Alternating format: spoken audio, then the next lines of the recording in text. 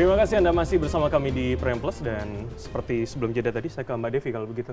Jadi masyarakat soal disiplin itu jadi faktor kedua kalau kata Pak Joni tadi. Kenapa rasanya kita ya soal kesabaran itu kan rasanya saya nggak tahu, menurut saya yang awam itu menjadi penyebab utama orang berani melintas seakan-akan adu cepat dengan kereta yang lewat, Mbak. Ya, mohon maaf mungkin saya mencoba izin mengkoreksi kalau tadi dikatakan ada unsur budaya. Hati-hati dengan kata budaya, kalau kita mengatakan pelanggar arus dan sebagainya adalah karena budaya, berarti mereka disebut budayawan kah? Kan pertanyaannya itu, oke? Nah menarik misalnya 2 minggu lalu gitu ya, ada satu studi yang dilakukan bahkan di Inggris, yang hari ini setahu saya kalau bicara MRT mereka sudah 160 tahun sendiri gitu ya. Bahwa ternyata datanya adalah, ini survei terhadap 2.000 warga Inggris, jadi survei nasional. 7 dari 10 orang Inggris usia 18 sampai 34 tahun itu mereka merasa pede kalau mereka melewati lintasan kereta api mereka katanya bisa selamat. Itu Inggris sekali lagi gitu ya, negara dengan tingkat pendidikan keselamatan yang sangat tinggi, mendapatkan SIM susahnya setengah mati gitu ya. Terus dengan sistem kereta tadi yang saya sampaikan kelas dunia itu Inggris. Oke, saya ulangi, itu berapa persentasenya yang merasa 7 berhasil dari 10 orang. Jadi kalau 10 orang Inggris jalan nih ada umur 18 sampai 34 gitu ya, berarti Gen Z nih gitu ya. 7-nya pede, aku lewat aja. Rasa percaya diri. Gitu ya, itu negara yang bahkan sistemnya sudah sangat teratur. Jadi ini yang mohon maaf saya perlu koreksi, artinya ini bukan satu gejala negara-negara berkembang saja, bahkan ini negara-negara maju juga melakukan hal sama. Ini riset 2 minggu lalu gitu ya, ini yang perlu kita koreksi. Bahkan 98% lagi-lagi ya, ini survei nasional, nggak tahu bahwa ketika kereta kecepatannya 130 km per jam untuk berhenti mendadak gitu ya, ngerem mendadak itu butuh 1,6 km. Orang Inggris, bayangkan yang pendidikannya udah sangat tinggi. Ini ada satu kompleksitas manusia yang selalu merasa overconfidence. Kita selalu ngerasa kepedean gitu ya, bahwa saya tahu, biasa aja gitu ya. Ya udah masih sempat gitu kan. Dalam gejala sosial sebenarnya itu merasa terlalu percaya diri atau memang cari adrenalin aja sebetulnya? Gini, kalau dalam konteks balik ke kita gitu ya, biar membumi, itu kan Inggris jauh banget gitu ya. Ya, karena ada satu problem, ketika seseorang atau satu komunitas terlalu biasa hidup dalam bahaya, itu disebut dengan normalisasi. Kita sudah merasa bahwa ya udahlah gitu kan, nggak masalah. Kemarin juga lewat baik-baik aja. Itu juga dari zaman kecil lewat juga nggak pernah kecelakaan. Itu mah apes gitu kan ya. Nah ini satu gejala yang sangat manusiawi. Lagi-lagi ini bukan persoalan bagaimana kemudian manusia di Indonesia, karena pisahnya rendah, nilai pisahnya nggak ada urusan sama sekali gitu ya. Jadi kalau dalam konteks ilmu pengetahuan modern, pertanyaannya bukan who failed, bukan siapa yang salah, tapi what.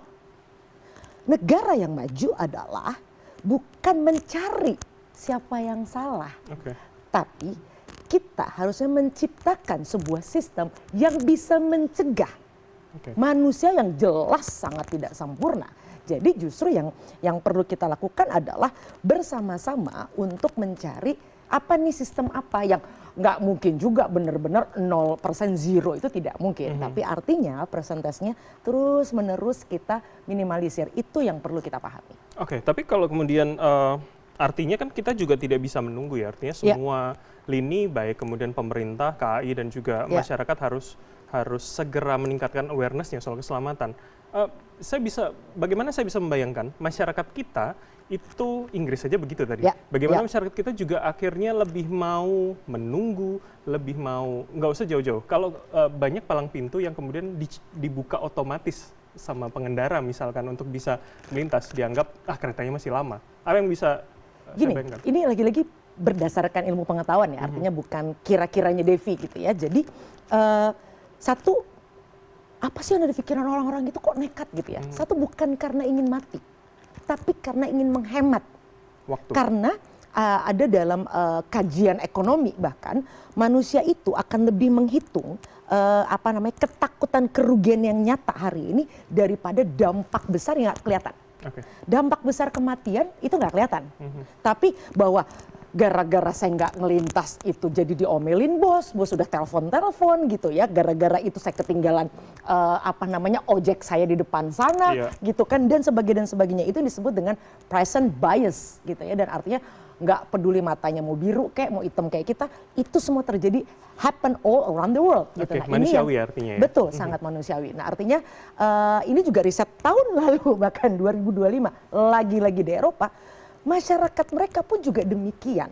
Jadi faktor ini yang makanya memang sistem itu harus diedukasi terus-menerus, dikalibrasi terus-menerus. Jadi nggak bisa kalau ketika kita mengajarkan pada generasi tertentu, terus kita merasa pede bahwa mereka akan menurunkan ilmu pengetahuan ini, kesadaran ini, dan sebagainya. Nggak bisa. Jadi sistem di sekolah, makanya sekolah-sekolah di luar negeri itu selalu menekankan untuk masuk sekolah dasarnya bukan bisa baca hitung atau tiba-tiba bisa bahasa asing, tapi adalah keterampilan hidup sederhana tentang tadi kesadaran berlalu lintas, kesadaran ngantri, dan sebagainya. Jadi masuk dalam life skill ya sebetulnya untuk anak-anak sebelum sekolah. Baik, itu menarik. Saya kembali ke Pak Joni.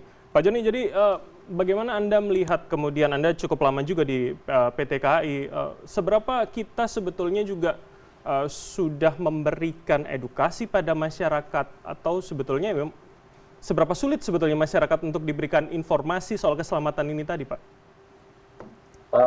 Baik, terima kasih Mas. Jadi saya sedikit mengomentari tadi soal budaya ya. Kenapa saya menggunakan frase budaya? Karena memang kalau kita lihat di Kamus Besar Bahasa Indonesia, budaya itu diartikan sebagai suatu kebiasaan dan sukar diubah. Nah, jadi seorang yang ahli budaya itu tidak bisa dianggap sebagai budayawan, karena budayawan sendiri adalah orang yang berkecimpung dalam kebudayaan. Jadi memang harus dibedakan antara kebudayaan dan budaya itu. Baik, kembali ke permasalahan Mas, seberapa sulit mengedukasi masyarakat. Memang ini lumayan sulit karena masyarakat kita ini kan levelnya berbeda-beda nih, stratanya pendidikannya berbeda-beda, latar belakangnya juga berbeda-beda. Tentu ini sulit. Sementara Mas, kalau sebenarnya kita runut lebih jauh ya, ini penting nih. Sebenarnya kenapa muncul perlintasan sebidang? Awalnya itu perlintasan sebidang itu dimulai dari orang jalan kaki yang menyeberang rel. Itu awalnya. Orang jalan kaki menyeberang rel, jalan setapak. Lalu dia nyebrang naik sepeda. Lalu pakai sepeda motor. Lama-lama pakai mobil. Nah, akhirnya dari yang kecil itu menjadi besar, jadilah perlintasan sebidang. Kalau sudah seperti itu, kalau sudah bisa dilewati mobil, maka itu sangat sulit untuk bisa ditutup. Maka dari itu sebenarnya peran pemerintah di sini sesungguhnya ketika sudah ada gejala, misalnya tadi orang sudah mulai menyeberang rel melalui jalan setapak, itu sebenarnya harus sudah mulai ada action, harus sudah mulai ditutup. Sebab lama-lama dia pakai mobil, pakai motor, pakai sepeda, dan jadilah perlintasan. Nah, maka dari itu memang kalau kita bicara edukasi, harus menyeluruh edukasi ini. Tidak bisa hanya misalnya melibatkan pemerintah setempat atau KAI, tapi juga melibatkan komunitas misalnya. Ini yang sudah berjalan ini Mas, sesungguhnya kalau kita lihat di beberapa kota besar, itu KAI menggandeng komunitas anak-anak relevan misalnya, itu melakukan aksi disiplin di perlintasan. Dan itu menurut saya sudah sangat baik, bagaimana mereka rutin setiap minggu melakukan disiplin dan pendekatan-pendekatan yang manusiawi menurut saya. Mereka sering membentangkan poster-poster, misalnya gini posternya, lebih baik lebih sakit jatuh di rel kereta api daripada sakitnya jatuh cinta. Nah, ini hal-hal yang kayak gini yang mereka edukasi, dan menurut saya itu sesuatu yang luar biasa. Maka peran serta semua masyarakat, semua lapisan itu penting untuk bisa mengedukasi masyarakat terutama disiplin di perlintasan sebidang. Oke, baik Mbak Devi, apa yang bisa Anda komentari? Menggunakan atau meng-guide teman-teman komunitas, artinya yang lebih dekat dengan masyarakat, seberapa itu efektif? Cocok, itu sempurna. Tapi artinya kalau bicara di luar tadi, kenapa pendidikan formal yang artinya diimpos oleh negara itu jadi penting? Karena kalau demikian antara Aceh sampai Papua tidak ada yang tertinggal. Mohon maaf, kalau hanya menggandeng komunitas, oke, komunitas di titik A, tapi bagaimana dengan Indonesia yang seluas ini? Oleh karenanya memang perlu dipadukan seluruh hal-hal yang sifatnya tadi masuk ke life skill tadi itu ada di kurikulum dasar bahkan dari TK. Karena semakin cepat orang tahu bahwa ini berbahaya dan itu udah diinstal duluan, mudah-mudahan ketika dewasa itu tinggal merecall kembali. Nah yang paling berat kan ketika kita sudah dewasa baru belajar, oh salah ya gitu kan. Nah ini yang jadi tantangan tersendiri. Apalagi dilakukan secara berulang dari kecil ya. Betul. Artinya. Dan menurut Anda di kita itu sudah menjadi prioritas untuk edukasi itu ditanamkan sejak kecil? Nah itu tadi, saya sebagai ibu gitu ya, saya punya 2 orang anak. Setahu saya setiap ibu di Indonesia punya obsesi anaknya kalau perlu, kalau baru lahir, kalau bisa itu adalah bisa langsung kosinus, tangan dan sebagainya. Bukan hal-hal yang sifatnya bagaimana kita menghormati keselamatan, menghormati orang lain dan sebagainya. Itu tidak ada kalau di Eropa dan sebagainya orang masuk sekolah itu wajib bisa berenang misalnya karena ada filosofi di sana atau bisa naik sepeda kayak di Jerman gitu karena ada filosofi di sana gitu atau kemudian wajib nanam pohon gitu misalnya. Nah hal-hal demikian yang artinya kita perlu fokus karena untuk menanamkan kesadaran itu butuh waktu yang sangat panjang. Bukan urusan budaya tapi ini adalah pendidikan, urusan edukasi di sini. Baik, saya ke Prof. Firdaus kalau begitu. Jadi Pemprov gimana Prof? Akhirnya melihat itu bahwa kesadaran itu ternyata di kita masih kurang dan juga mencoba mengintegrasikan dengan hal lain bahwa keselamatan terutama berkendara kalau hadapannya kereta itu menjadi hal yang penting disadari.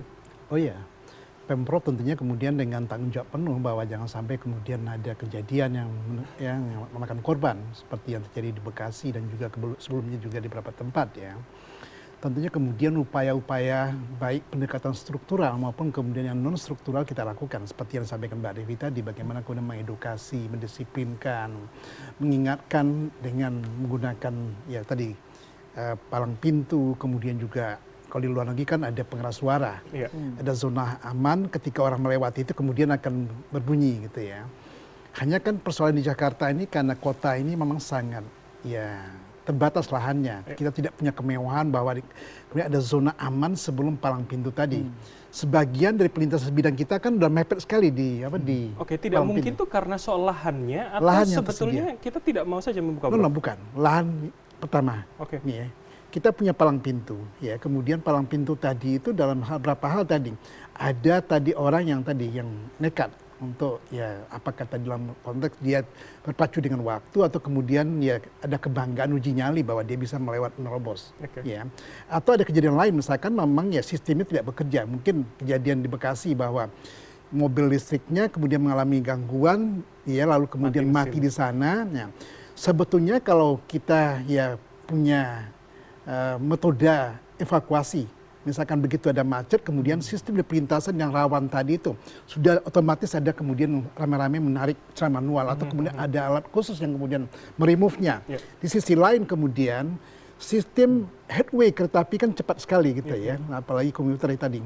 Ada sistem yang terintegrasi mengingatkan bahwa di depan ada gangguan terjadi kemudian ya tadi perlambatan sehingga tidak terjadi kondisi fatal tadi. Tapi sekali lagi saya katakan bahwa ya kondisi di kota besar seperti Jakarta ya yang saya katakan ada 97 pelintas sebidang dan kemudian yang 59 terdaftar, yang 44-nya belum terdaftar dan sebagian sesuai dengan kemampuan fiskal kita dan ya tadi kita bangunkan underpass atau kemudian flyover. Ya, di Dinas Perhubungan DKI Jakarta kan kita punya bidang perkereta-apian, memang lebih fokus kepada tadi non sebidang. Kenapa? Karena kebetulan MRT kita di bawah tanah, underground. Kita punya kemudian LRT tadi elevated. Jadi memang tidak bersentuhan dengan jalan. Karena untuk apa? Pertama untuk mencegah kemacetan. Di samping tadi mencegah terjadinya kecelakaan di perlintasan sebidang tadi. Nah, kembali kepada ya operator kita, KAI tadi. Memang limitasinya tadi adalah tadi terlalu banyak kemudian pelintasan yang tidak bisa kita kontrol, kita kendalikan secara ya regulasi yang ada, kurang apalagi peraturan yang ada tadi. Baik. Maka dibutuhkan tadi pengawasan yang terintegrasi dan berlapis. Dan dibutuhkan kehadiran petugas sebetulnya di sana, sebetulnya yang ya tadi mengambil upaya-upaya mitigasi dalam situasi darurat tadi sehingga meminimalisasi kemungkinan fatalitas yang ada di sana. Itu menarik, Prof. Anda sudah sampaikan seharusnya ada petugas, tapi yang banyak di perlintasan ilegal adalah akamsi, orang kampung sini, atau kemudian ormas bahkan. Benar. Itu bagaimana Pemprov melihat? Haruskah kemudian itu diganti dengan petugas atau kemudian palang pintu secara jelas? Atau kemudian ya kita harus merangkul masyarakat untuk bersama-sama? Oke, kita dalam konteks ini jelas bekerjasama dengan KAI kita menempatkan petugas. Ya, kita menggaji mereka, kita membiayai listrik mereka, ya. Tetapi tadi di lapang prakteknya tidak semudah tadi orang setempat mengambil alih. Ya, ada kemudian mohon maaf ya, ada pihak tertentu yang kemudian menganggap bahwa palang pintu tadi itu adalah di bawah kendali dia gitu, sehingga petugas tadi sering tidak bisa kemudian berdaya. Ya. Konteks ini tentunya pembelajaran buat kita. Ya, kita juga punya sistem aparat yang juga kita ingin untuk betul-betul bisa di lapangan bahwa pengawasan ini berlapis sehingga tadi kita meminimalisasi kemungkinan terjadinya kecelakaan di ke depan. Karena petugas harusnya punya SOP artinya ya. Punya sudah semua. dilengkapi SOP, tapi tadi ada hal yang di luar SOP yang kemudian di luar kendali dia. Iya, baik. Oke, itu yang kemudian kita pastikan untuk tidak terulang kembali. Saya kembali ke Pak Joni kalau begitu. Pak Joni, jadi dalam pengamatan Anda sebetulnya seberapa soal seperti ini menjadi kendala? Artinya benarkah kita atau benarkah negara masih kesulitan sejauh ini untuk kemudian mengganti orang-orang non petugas pada lintasan-lintasan ilegal ini, Pak? Ya, menurut saya memang masih sulit ya, masih kesulitan negara. Karena gini Mas, sebenarnya ketika kita bicara petugas di perlintasan sebidang itu ya, itu banyak syarat yang mereka penuhi. Jadi pertama tadi sudah disampaikan SOP. SOP itu memang patut dipatuhi. Tapi ada yang lain, yaitu seorang petugas yang menjaga pintu perlintasan sebidang itu, maka dia harus disertifikasi. Nah ini yang sulit kan, karena sertifikasi ini tentu kalau di KAI itu ya pegawai KAI, kemudian dia mengikuti sertifikasi yang diselenggarakan oleh Kementerian Perhubungan. Jadi memang setiap petugas itu tidak hanya dituntut untuk bisa mengerti aturan peraturan dinas, tidak hanya bisa dituntut untuk mengerti tentang SOP atau reglemen, tapi jauh lebih dari itu, dia harus diuji kompetensi melalui sertifikasi itu. Maka dari itu Mas, kalau kita lihat sebenarnya di KAI itu, setiap petugas, ada yang namanya petugas stasiun, kemudian petugas pemeriksa jalur rel, dan petugas penjaga pintu lintasan, itu semuanya tersertifikasi. Nah ini memang butuh effort yang besar untuk itu ya. Jadi kita tahu sendiri bahwa di Bekasi ya, di Jakarta terutama, di Jabodetabek, itu headway ya, kalau kita bicara headway tadi, headway antar KA, atau jarak kedatangan KA dengan KA lainnya itu cuma 3 menit Mas. Bayangin nih, headway-nya 3 menit, sangat rapat, sementara di Bekasi itu rata-rata perlintasan sebidangnya itu juga ramai motor atau mobilnya. Maka dari itu potensi bahaya, dan harus kita pahami juga bahwa sesuai dengan ketentuan Menteri Perhubungan bahwa jarak minimal antar perlintasan yang satu dengan yang lainnya itu adalah 700 meter. Jadi apabila kurang dari itu ya kita harus betul-betul ini waspada nih, karena jarak minimal itu dari satu lokasi ke lokasi lainnya perlintasan sebidang itu minimal 7 meter. Baik. Pak Joni, izinkan saya mendalami itu Pak Joni. Ada 3 hal tadi Anda katakan, berarti jarak 700 meter, terus kemudian jeda hanya 3 menit, tapi lalu lalang motor itu cukup banyak. Berarti artinya secara kondisi kita sudah tidak ideal Pak Joni? Betul, secara kondisi di lapangan memang tidak ideal, maka sering terjadi kecelakaan dong. Tadi kan sudah dipaparkan ya. Kenapa di Indonesia itu sering terjadi kecelakaan kereta api? Karena memang kondisinya belum ideal, terutama di Jabodetabek nih. Headway di jam sibuk tadi, headway antar KA itu cuma 3 menit. Jadi 3 menit sekali itu kereta itu lewat. Kemudian kalau kita lihat nih, saya coba nanti bisa teman-teman semuanya bisa lihat, di wilayah Bekasi itu ada malah dalam radius jarak 800 meter itu terdapat lebih dari 1, bahkan 3. Padahal aturannya harus minimal 700 meter itu harus 1. Nah ini tentu potensi bahaya ya. Belum lagi tadi ditambah yang menjaganya itu masyarakat luar yang memang tidak paham begitu baik tentang SOP, dan yang paling penting mereka tuh juga nggak tersertifikasi. Nah ini menjadi sesuatu yang memang potensi untuk terjadinya kecelakaan. Jadi pertanyaannya mendasarnya kenapa banyak terjadi kecelakaan? Karena memang banyak hal yang menjadi pemicunya. Oke, kondisi yang tidak ideal itu ya. Saya ke Bang Zaki kalau begitu. Jadi negara melihatnya seberapa ini menjadi prioritas Bang? Artinya banyak hal, banyak dots yang harusnya kita benahi begitu. Ya, tentu kan insiden kemarin itu kan suatu hal yang tidak ringan ya. Ini kan suatu hal yang sangat sangat serius. Dan karena itulah pemerintah itu melakukan segala daya upaya untuk bisa segera mempercepat hal-hal yang kita lakukan itu agar bisa menghindari terjadinya kecelakaan-kecelakaan serupa. Hari ini ya sejak minggu lalu kita terus berupaya melakukan pembenahan ya. Kemudian pembenahan kita lakukan evaluasi. Ya, seperti disampaikan oleh Pak Menko AHY, kita pembenahan, kita lakukan evaluasi, kita koreksi secara menyeluruh ini. Jadi ini bukan hanya pada tingkat atau tataran strategis, tapi juga di tingkat operasional dan juga di teknis. Jadi sama-sama nih semua nih, baik dari KAI, Kemenhub, kemudian juga teman-teman PU dan juga jajaran terkait juga dengan teman-teman pemerintah provinsi dan pemerintah kota yang memang punya rel kereta api ini gitu. Nah tentu ini kan butuh waktu nih. Ada yang kita inginkan, apa yang bisa kita lakukan dalam jangka cepat ya gitu, apa yang bisa lakukan cepat, misalnya diantaranya tadi terkait dengan masalah palang pintu. Makanya kita dalam waktu dekat ini kita sudah lakukan identifikasi mana nih titik-titik yang bisa segera kita lakukan pembangunan palang pintu tadi dan pos jaga tadi gitu. Tapi di sisi yang lain juga ada solusi infrastruktur, namanya kita berupaya bangun flyover dan juga underpass tadi sebagai suatu opsi di tempat yang benar-benar sangat rawan dan memungkinkan. Tapi tadi butuh waktu lebih lama. Itu butuh waktu lebih lama, tapi semua hitung-hitungan sudah ada. Hitung-hitungan itu maksudnya apa? Oh, butuh lahan seperti apa, seluas apa, pembiayaan seperti apa. Blueprint-nya sudah ada ya? Sudah ada. Jadi misalnya tadi saya kasih contoh sederhana saja gitu, bahwa di tempat yang Bekasi kemarin itu kita sudah lihat, oh ini membutuhkan lahan seluas apa, oh lahan punya siapa yang kita mesti katakan bebaskan ya, berapa biayanya kira-kira, oh ini selebar berapa, mana, lalu kemudian untuk membangunnya itu konstruksinya butuh seperti apa bangunannya. Nah itu juga sudah ada perhitungan yang sudah kita lakukan. Dan ini kan bukan hanya satu titik, termasuk nanti skema pembiayaannya segala apa. Dan bagaimana, apakah nanti dari pusat, apakah dari pemerintah kota, seperti apa.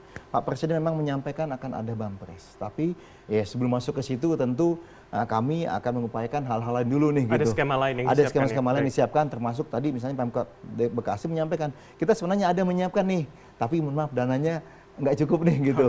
Ya kan pada saat berhitung nggak cukup nih kita butuh bantuan. Nah ini yang kita lakukan dan bukan hanya Bekasi. Tadi kok Jakarta kita alhamdulillah agak tenang dikit lah. Jakarta kan pengasas pembiayaan sudah banyak dibantu di Jakarta. Banyak titik misalnya kayak di Lenteng Agung dan juga banyak titik yang disebutkan tadi oleh Pak Firdaus. Nah, kita juga mengecek nih di Bandung juga sudah ada yang dibangun. Kita ngecek terus nih setiap daerah-daerah. Tapi inilah yang kita coba lakukan tadi. Ada yang solusi infrastruktur jangka panjang, tapi ini harus kita lakukan betul. Ini kita evaluasi betul, tapi ada yang kita perlu lakukan segera. Apa itu? Ya tadi, identifikasi tadi titik-titik dan tadi membangun palang dan juga tadi pos ya. Karena palang dan pos ini satu. Memang ada isu-isu yang tadi ya Pak ya, isu-isu yang di lapangan ya, isu-isu di lapangan. Bagaimana itu makanya perlu kerjasama dari semua pihak, termasuk juga dengan masyarakat, kesadaran nih bahwa hari ini kalau kita tidak bergandengan tangan bersama-sama, ini ada kepentingan lebih besar. Setiap nyawa sangat berharga, seperti yang disampaikan oleh Pak Menko AHY. Ini kita harus ingat itu gitu. Jadi kita harus ketepikan kepentingan apakah di pusat, apakah di daerah. Tolonglah, apalagi jangan sampai ini menjadi, mohon maaf nih, mempertahankan ya perlintasan liar dikelola oleh pihak-pihak tertentu hanya untuk kepentingan elektoral semata. Nah ini kita nggak mau. Nah ini ada. Nanti saya dalami di situ. It happens gitu. Dan ini kita nggak mau nih. Dan ini kita minta tolong, ayo nyawa lebih berharga. Baik, saya setuju di situ. Terakhir saya ke Pak Joni, kalau begitu Pak Joni, terakhir dari Anda, kalau bicara tabulasi masalah sudah, blueprint negara sudah menyiapkan, apa yang menurut Anda prioritas harus segera kita benahi, kejadian Bekasi, kejadian Gerobokan ini tidak terulang lagi, terutama pada perlintasan sebidang, Pak Joni?